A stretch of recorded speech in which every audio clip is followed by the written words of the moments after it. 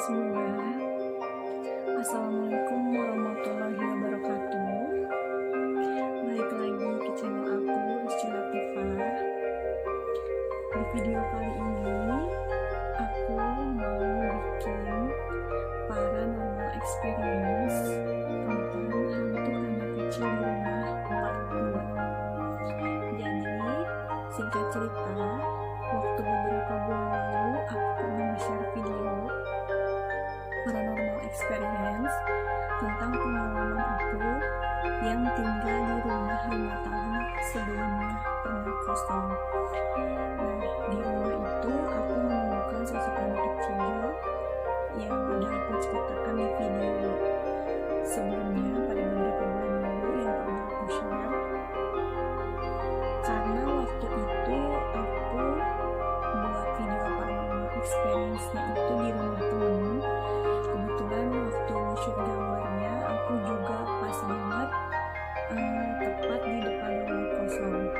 Jadi pas lagi videoin karena di depannya itu rumah kosong, walaupun gambar yang aku ambilin adalah sosok yang aku tuju ini, tapi secara langsung itu bikin aku merinding dan gak nyaman. Untuk hasilnya atau rekomendasi video sebelumnya itu, kalian yang belum nonton part 1-nya jangan lupa ditonton dulu part 1, karena itu kayak awalan-awalan atau dasar-dasar apa yang aku bicarain tentang si sosok anak kecil ini, atau lebih tepatnya kayak pengenalan pertama. Nah, di part 2 ini aku mau sedikit flashback aja. Jadi waktu sekitar tahun 2016 mau ke 2017 gitu. Pokoknya entah itu 5 tahun atau 4 tahun yang lalu, aku juga berusaha buat mengingat lagi karena biar yang aku sampaikan ini gak salah atau ragu. Jadi aku itu sempat tinggal di sebuah rumah, tepatnya ada di dalam sebuah komplek. Jadi komplek itu komplek pribadi. Jadi aku tinggal di situ, kebetulan ngontrak rumah di situ sambil nunggu rumah aku jadi. Jadi proses orang tua aku tuh lagi ngebangun rumah, jadi aku untuk sementara bertempat tinggal di rumah ini. Nah, untuk pemiliknya sendiri aku beneran bilang jujur baik, dan aku sendiri pun gak ada rasa curiga apapun tentang rumah itu. Jadi aku cuma dikasih tahu sama pemiliknya bahwa rumah ini dikontrakin dan posisinya 5 tahun kosong. Pada saat awal-awal direkomendasiin rumah itu sih, aku sama ibu aku, karena aku tinggal cuma berdua sama ibu aku, nggak ngerasa kayak curiga atau punya perasaan gak enak. Jadi ya udah enjoy aja, karena memang kita kan untuk tempat tinggal gitu, bukan untuk ngapa-ngapain gitu istilahnya, atau melakukan sesuatu hal yang negatif gitu. Dan aku waktu itu pindahnya pagi gitu, dan aku waktu pindah itu posisinya 4 orang.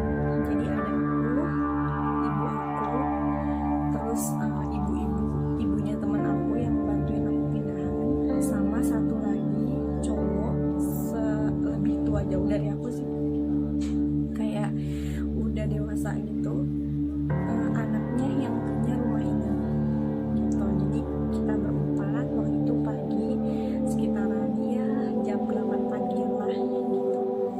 Waktu awal-awal itu karena ibu aku orangnya kayak bener-bener sosial banget ya, biasa ibu-ibu. Jadi pas masuk di gerbang komplek ini, aku sama si yang anak punya rumah ini jalan duluan gitu, karena ibu aku sama yang ngebantuin ini, temennya ibu aku itu kayak lagi ngobrol sapa-sapa gitu sama satpam yang ada di situ dan orang-orang yang awal kita masuk bercengkrama utama lah. Aku juga bingung deh ngomongnya. Terus aku duluan, posisi jalan dulu. Nah, pas aku jalan mau berapa langkah ke rumah itu,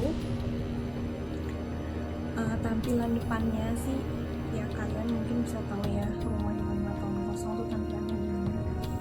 Jadi di depan rumah itu biasa kalau rumah komplek kan ada kayak garasi gitu. Terus kebetulan di depan jendela kamar, depan jendela yang depan tuh bisa kalau kayak kamar utama kan suka ada jendelanya. Nah itu ada kolam ikan, itu kolam ikan, dan ada satu pohon beringin yang nggak terlalu tinggi juga dan nggak terlalu pendek juga, cuman akarnya kayak udah gantung gitu. Dan posisinya kolam ikan itu mati sih, nggak ada ikannya, kayak bekas kolam ikan gitu, sampai kayak jaringnya gitu, jaring di bawah pohon beringin itu supaya kotoran dari pohon tuh nggak langsung masuk ke kolam gitu. Jadi kayak rumah yang ditinggalin pemolisannya itu secara mendadak. Pas aku masuk pertama kali, biasa ucap salam, doa gitu dalam hati ya, izin gitu kan, ini ada foto meninggal dan lain-lain. Terus pas aku masuk itu keadaan rumahnya yang bener-bener kotor, bener-bener kotor. Jadi di ruang tamu itu posisinya ada kayak lemari pajangan, terus kayak foto-foto juga masih ada di situ, kayak barang-barang keramik pajangan gitulah, itu di ruang tamu. Sama ada satu lemari gede gitu, lemari sekitar lemari 3 pintu, lemari besar. Nah setelah aku masuk, aku memang sengaja buat memberanikan diri ya untuk ngecek dulu gitu. Jadi kayak aku ngeliat sebenarnya ini rumah ada berapa kamar sih gitu, terus sudutnya kayak gimana aja, terus kira-kira kalau banyak kamar aku sama ibu aku bakalan nempatin di kamar yang mana gitu. Terus aku ngeliat masuk ke kamar utama, kamar tengah, yang belakang, sampai kamar pembantu. Pada saat aku lagi ngeliat si yang anak punya rumah ini gitu, aku sebut di sini Budi. Jadi si Budi ini dia kayak ngecekin gitu laci pajangan, terus kayak lemari yang masih tersisa di situ, kayak takutnya kan mungkin dia pikir isinya takutnya ada binatang atau kotoran apa, jadi dia mencoba buat kayak kepo aja, pengen tahu. Nah pada saat dia ngebuka satu laci yang di ruang tamu ini, dia itu teriak gitu kencang banget, kayak apaan nih gitu, gitu, terus kayak muntah-muntah gitu, mual-mual. Nah aku pada saat itu posisi lagi ngecek kamar mandi belakang, terus aku denger dia teriak, aku langsung lari dong gitu, bergegas nyamperin dia. Terus aku bilang gini kan, Bud kenapa lu gitu. Terus dia bilang, ih gue jijik banget gitu, sumpah enak banget gue ngeliatnya. Terus aku bilang apaan sih, aku bilang gitu, ini coba aja lu lihat sendiri gitu, di dalam lacinya ada apa gitu, gue nggak mau lihat pokoknya gitu kan. Terus apaan, aku masih kayak bertanya-tanya gitu.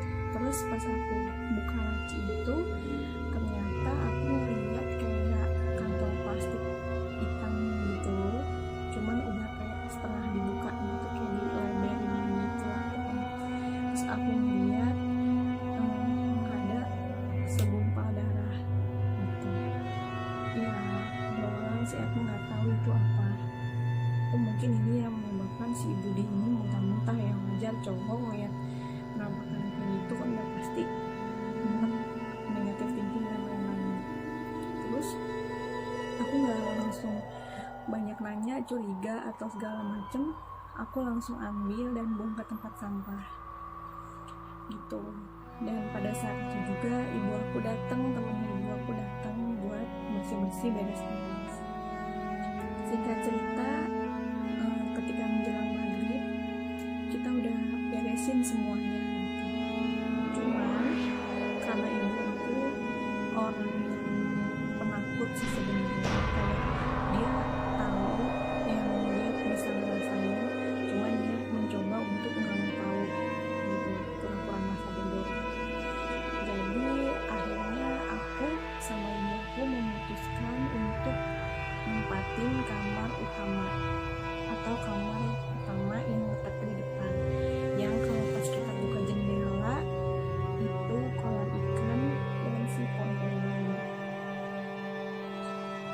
Terus di ruang yang kamar kedua itu, di dalam kamar kedua itu ada kamar mandi.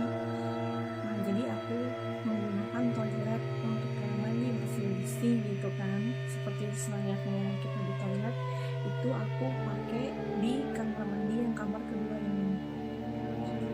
Terus sisa kamar yang lain dan kamar mandi belakang aku nggak gunain, apalagi kamar-kamar di belakang atau kamar yang lain, karena buat apa ya, karena aku juga udah cukup tidur sama ibu aku gitu di kamar pertama ini. Terus setelah itu di hari kedua aku udah mulai berangkat sekolah. Kebetulan waktu itu sekolah aku kan jauh dari rumah gitu, pas banget sekolah aku saat itu jauh dari rumah. Aku berangkat sekolah, ibu aku bangun pagi, nyiapin sarapan kayak biasa gitu. Terus pas ibu aku mau ke dapur, karena kan kayak dapurnya itu ada kayak satu kitchen set yang biasanya kalau di rumah-rumah mewah tuh gimana sih, kitchen set yang besar gitu. Nah itu kayak udah setengah patah gitu, kayak ngebengkok ke bawah gitu. Dan kita memang, aku sama ibu aku pribadi nggak menggunakan itu gitu kan. Jadi ya udahlah, aku sama ibu aku sederhana aja gitu, kita cuman kayak bikin meja, letakin kompor, wajan dan lain sebagainya. Jadi nggak menghiraukan barang-barang yang di situ yang setengah rusak atau rusak dan bagaimana. Ibu aku waktu itu pas lagi nyiapin sarapan tuh sekitar jam 4:30-an, itu dia nyuci piring. Ibu aku nyuci piring di kamar mandi belakang ini, dan ibu aku ngerasain kayak ada orang yang lewat, tapi kayak sekelebat cepet gitu aja. Cuman ibu aku lagi-lagi kan aku udah cerita tadi, ibu aku tuh tipe orang yang nggak mau tahu dan pura-pura nggak tahu. Setelah itu aku berangkat sekolah dan pulang sekolah seperti biasa. Kebetulan aku sampai di rumah itu dari sekolah jam 5 sore, karena aku juga saat itu di sekolah banyak kegiatan dan lain-lain. Aku pulang ke rumah, terus aku bersih-bersih, mandi, kira-kira jam 5:30, jam 5-an lewat, hampir 5:30. Ibu aku bilang, kan kamu udah mandi nih, udah selesai bersih-bersih gitu kan, tiduran aja nonton TV gitu. Ibu aku bilang.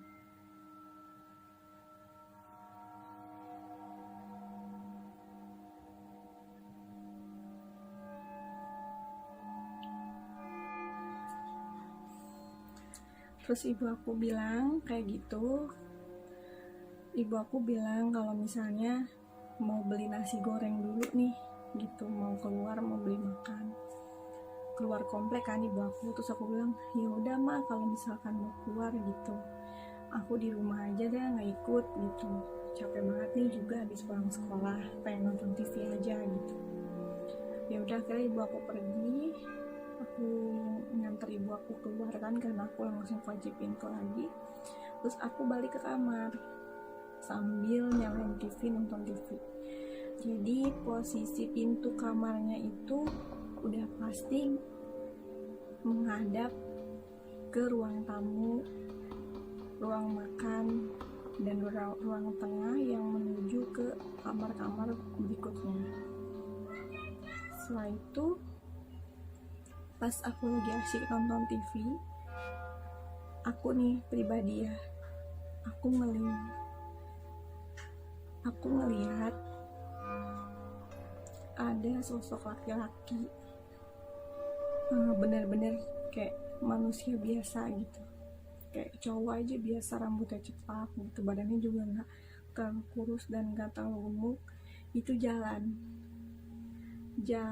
dari arah dapur, itu aku jelas banget ngeliat, itu arah keluar, pengen keluar rumah. Otomatis dia ngelewatin pintu kamar aku dong, yang pas aku posisi lagi nonton TV.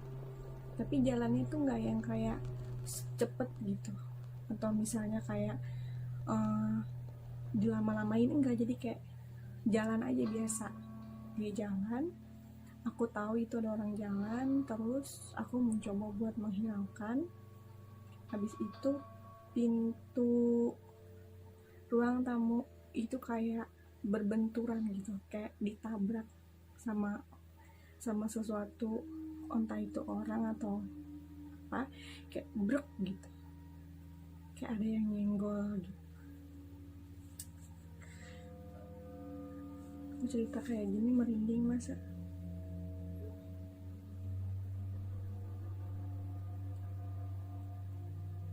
Beneran merinding parah.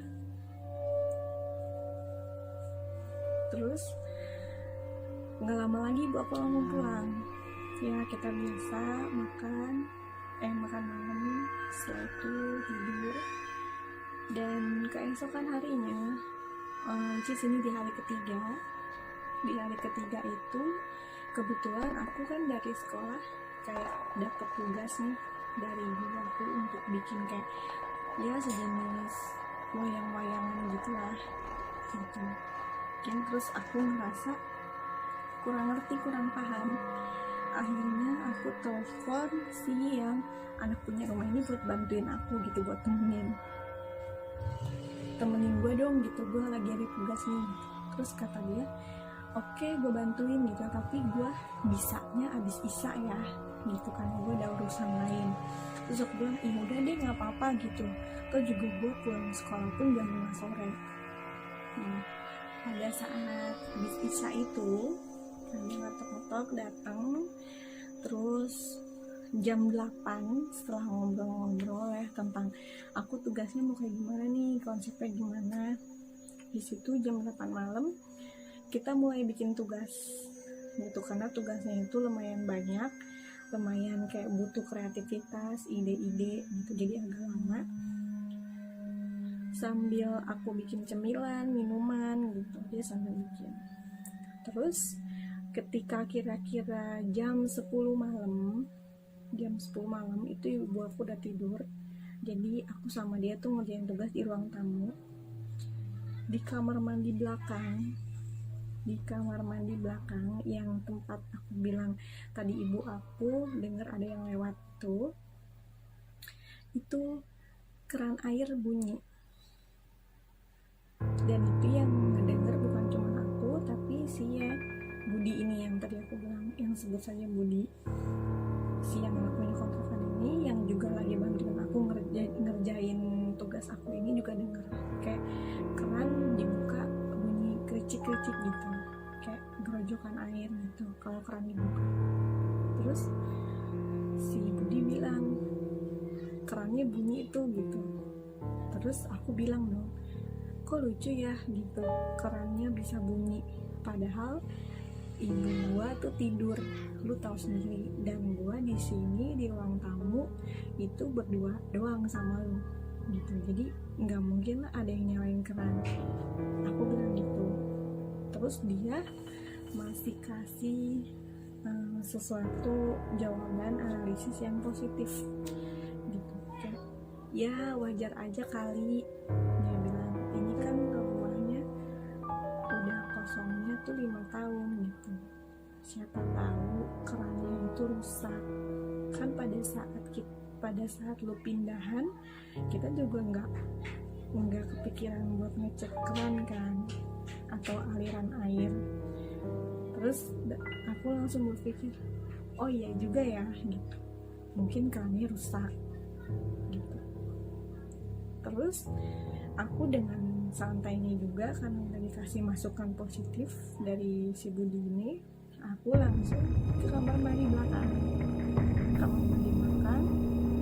dan aku beneran ngeliat keran airnya itu terbuka,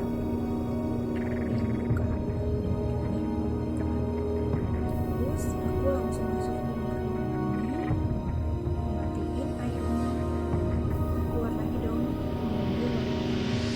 aku sama sendiri dan langkah ketiga keluar dari kamar mandi itu,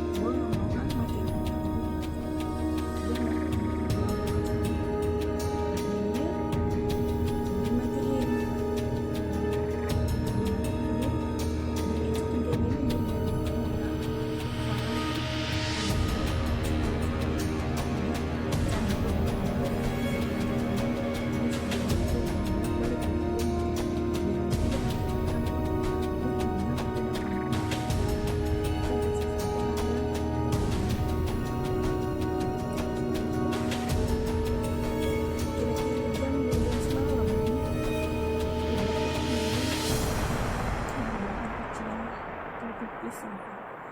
Ibu aku bilang, emang tugasnya nggak rapi-rapi ya gitu, nyamperin kita ke ruang tamu.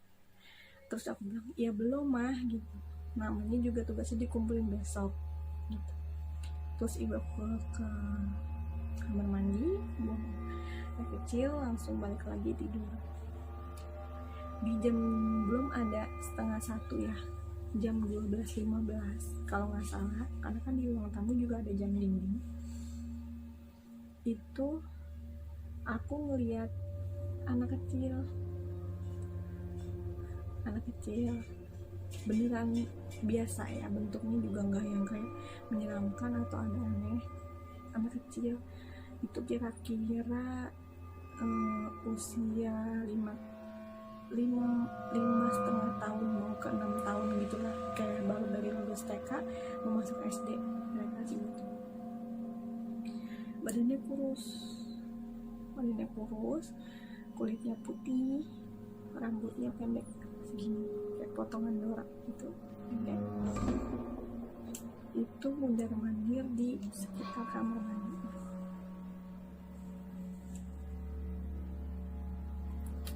Kalian bisa ngeliat aku merinding tuh, cerita doang.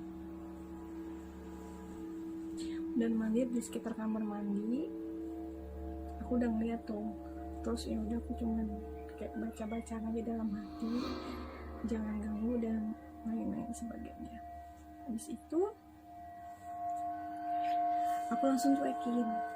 Nah, kira-kira jam 12:30, kalau tadi kan kejadiannya jam 12:15, jam 00:15. Terus kira-kira 12:30, anak kecil itu maranin kita, otomatis aku dan Budi. Cuman Budi itu nggak ngeliat kan, cuman aku diem aja karena aku juga nggak terlalu heboh. Selama dia bentuknya juga ya seperti kayak manusia biasa, ya udah gitu. Dia nyamperin aku, terus kayak main gitu, kayak lari-lari aja di dekat aku, di dekat Budi. Dan yang bikin si Budi ini ngerasa, dia kan tiduran, kayak udah saking lelahnya nih, gue udah bantuin gue tugas sampai tiduran cenderan gitu kan.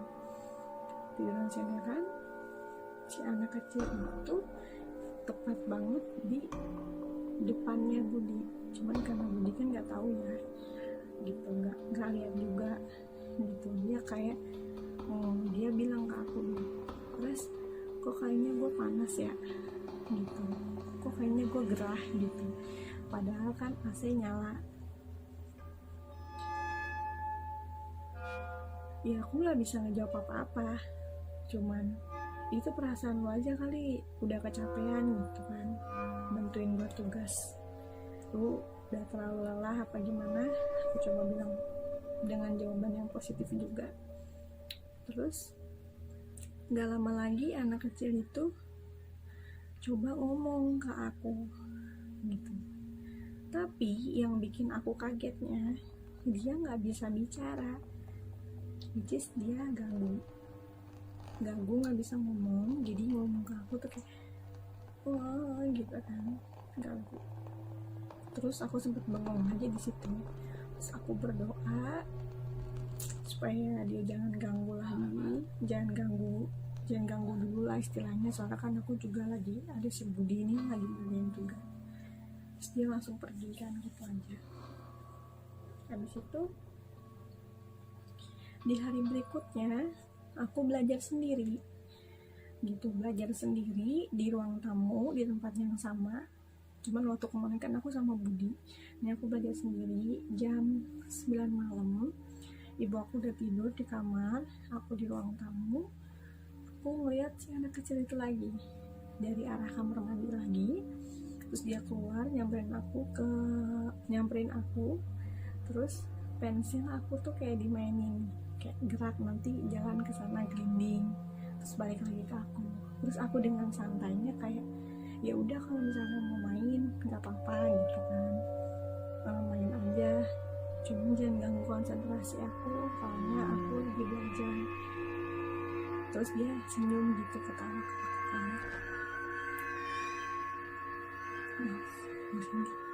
masih lari gitu. Terus entah kenapa di beberapa jam kemudian dia kayak ngambek, kayak marah gitu.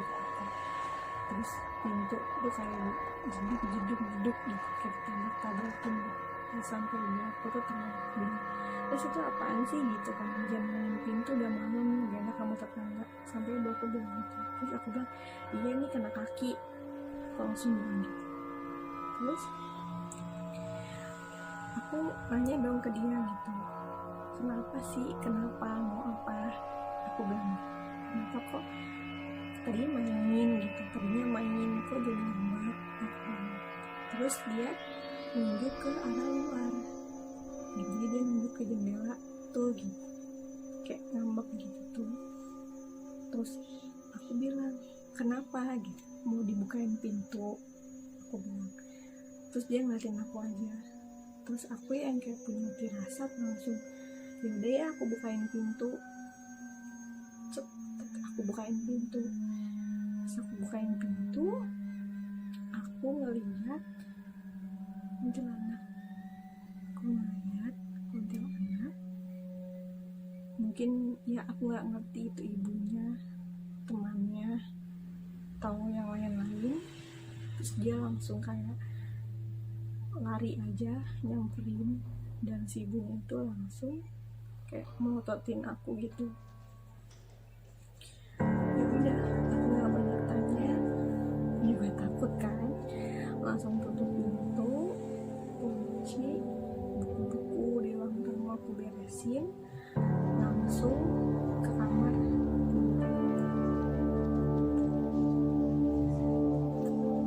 Kalau untuk kejadiannya yang baru aku bisa cerita dari throwback si video pertama aku share kayak gitu ya ceritanya. Nah di part 2 ini aku bakalan ngegambarin atau analisis kayak kasih bayangan lah ke kalian, bukannya gambarin ya, karena aku juga nggak bisa gambar itu bentuknya kayak gimana.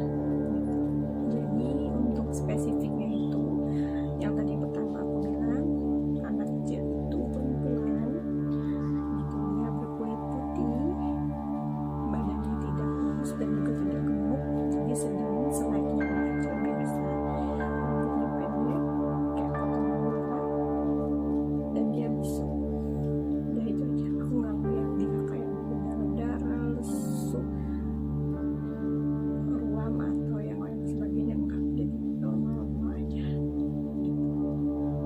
Dan untuk selanjutnya di video ini aku bakalan daerahnya, daerah komplek dan sekitarnya tempat itu yang aku tinggalin, sekaligus daerah rumah, di dalam rumah, suatu ruangan apa aja, kamarnya kayak gimana letaknya, aku bakalan kasih tahu kamu. Dan sebelumnya aku mohon maaf kalau misalkan gambarnya itu tidak terlalu jelas atau bisa dibilang asal-asalan, karena aku juga nggak bisa ngegambar. Cuman aku berharap dari video ini aku menggambarkan denahnya, kalian bisa mengerti letak dan si skema tempat yang aku bilang aku pernah lihat dia dan yang lain sebagainya. Dan ini aku udah merinding, kelihatan nggak? Kalian bisa melihat nggak? Di samping sini ya, ini aku merinding. Kebetulan ibu aku tuh lagi ngaji di rumah, ya taklim gitu. Aku lagi sendiri sekarang di rumah, jadi nikmati aja. Ini buat video paling experience ini, walaupun jangan bener-bener. Oke, lanjut aja, aku bakalan tunjukin gambarnya. Nah, buat teman-teman semua, ini adalah skema atau denah komplek di rumah yang aku tempatin itu. Aku napas mulai dari tadi ya. Ini kalau kalian tahu, aku juga bingung mau ngomong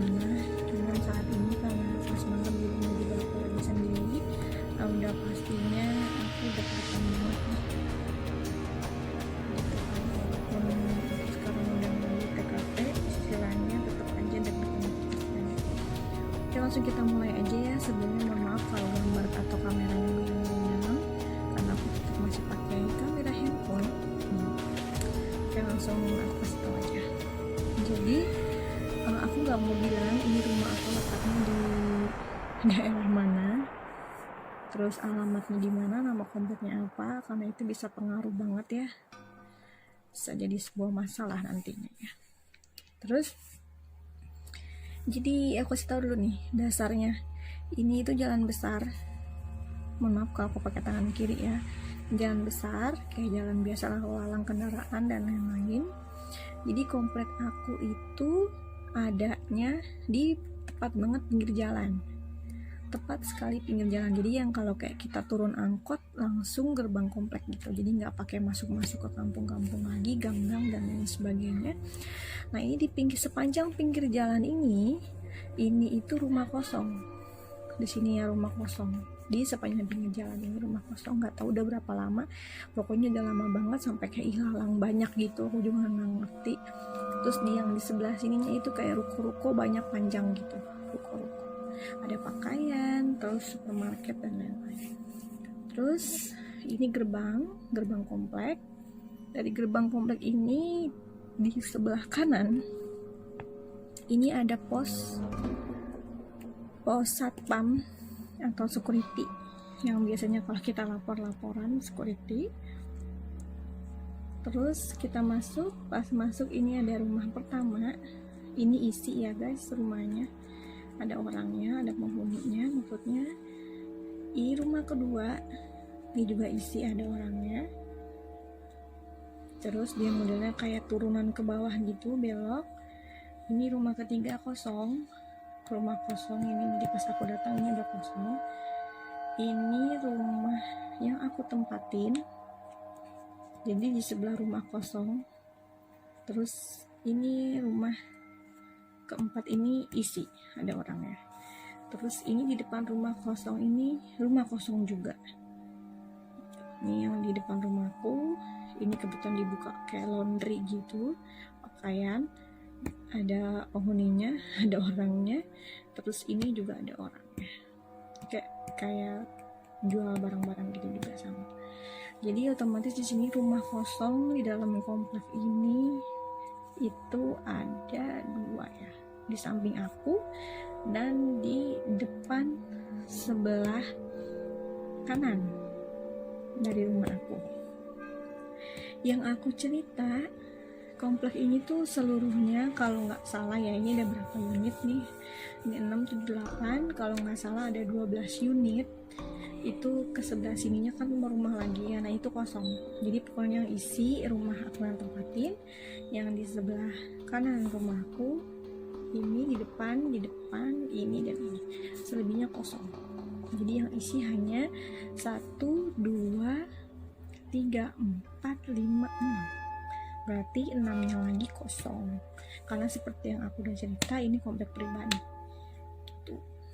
Nah, setelah itu yang aku bilang, aku ngeliat pas aku bukain pintu untuk si anak kecil itu, aku ngeliat sosok kuntilanak itu di rumah kosong yang ini, di depan sini. Jadi aku di sini, dia di sini. Pas aku buka pintu, berarti anak itu nyebrang ke rumah ini, nyamperin si sosok kuntilanak itu. Ini sekilas untuk denah rumahnya atau denah komplek. Selanjutnya aku bakalan nunjukin denah ruang atau di dalam rumahnya tuh kayak gimana. Nah ini untuk denah dalam rumahnya. Mohon maaf aku bakalan sepotong nih nge-shootnya kayak gini ya. Jadi kita mulai dari depan rumah karena kebetulan rumah yang aku tempatin nih nggak ada gerbangnya ya, jadi los gitu aja kayak kanopi biasa. Ini garasi, terus ini kolam yang aku bilang ini kolam ikan, tapi pada saat aku datengin kolam ikannya udah mati gitu, nggak ada ikan, nggak ada kehidupan di kolam ini. Terus ada pohon beringin yang gede banget yang aku bilang sampai ada saringannya gitu supaya kotoran dari pohon nggak jatuh ke kolam. Terus ini jendela ruang tamu, ini adalah jendela kamar pertama. atau kamar yang aku tempatin jendelanya. Jadi makanya pas aku bilang kamar yang aku tempatin begitu aku buka jendela adalah kolam dan si pohon beringin. Sini pintu masuk. Pas pintu masuk ini otomatis kita langsung ketemu ruang tamu dong. Ini ruang tamu tempat dimana aku dan si Budi ini ngerjain tugas yang tadi aku ceritakan sebelumnya. Ruang tamu, terus masuk nih kamar yang aku tempatin sama ibu aku. Jadi kamar depan, nggak bisa dibilang kamar utama sih karena nggak ada toiletnya. Biasanya kan kamar utama itu ada toiletnya kan. Jadi aku di sini nempatin kamar ini sama ibu aku. Terus ini kayak ada ruangan kecil, ruangan sekotak gini nih, kalau nggak salah biasanya ya buat naruh dispenser atau apa. Aku juga naruh dispenser di sini ibu aku. Terus ini kamar kedua. Ini kamar kedua.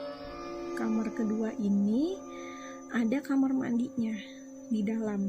Di dalam kamar kedua ini ada kamar mandinya, dan kamar mandi ini yang aku gunain sama ibu aku untuk sehari-hari gitu, toilet yang aku pakai lah gitu istilahnya kan. Terus lanjut lagi, ini ruang makan. Jadi ruang makan ini letaknya di samping kamar kedua gitu. Di ruang makan ini ya ada meja makan. Pokoknya banyak banget sebenarnya. Pas aku pindah itu barang-barang milik si penghuni pertama. Jadi entah mungkin dia pas pindah cuma bawa baju doang apa gimana, karena foto-foto dan pajangan-pajangan dia pun masih ada gitu. Ini ruang makan. Terus di sini kamar ketiga. Kamar ketiga ini kecil banget. Perasaan aku sih ini mungkin kamar pembantu ya, di samping ruang makan sih juga soalnya. Ini kayak gini, aku maaf nggak bisa gambarnya, pokoknya kurang kertas gambar.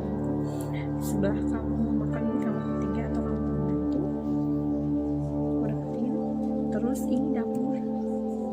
Jadi di dapur ini yang aku bilang ada kitchen set kayak mau patah gitu, mau kitchen set yang aku pakai. Terus lanjut lagi, ini ruang jemur. Di depan dapur ini ruang jemur. Jadi ruang jemur ini tuh kayak pakai kaca gitu nih, dari sini ke sini. Cuman kaca doang gitu. Nah di sebelah ruang jemur ini toilet. Nah toilet ini nih yang tempat si kerannya itu suka bunyi sendiri toiletnya.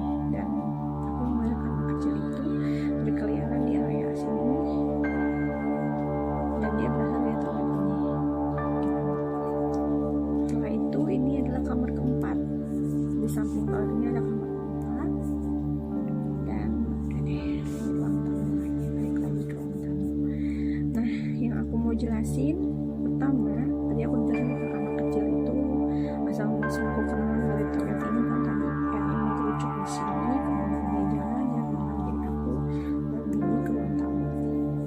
Nah kalau yang aku bilang aku melihat sosok laki-laki itu pas aku lagi nonton TV di sini.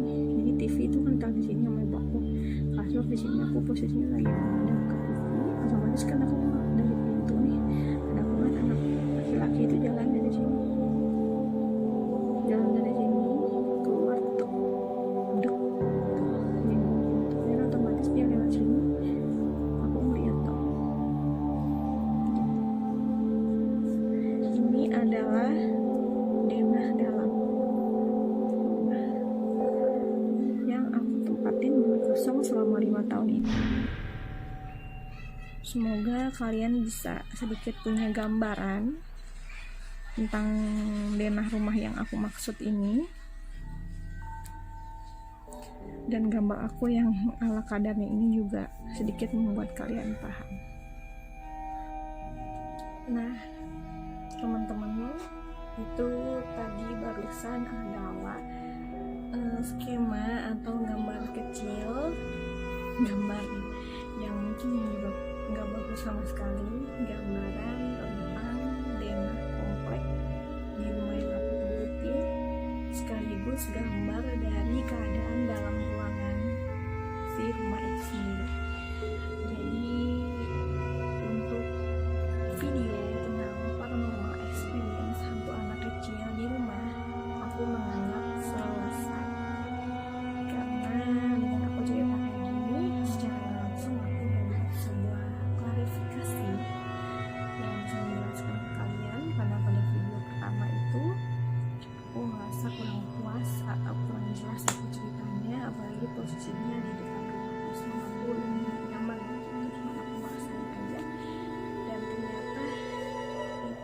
hampir 300 lebih view, 300 lebih penonton gitu. Mungkin ada salah satu penonton aku dari Instagram, Facebook, atau sosmed lainnya.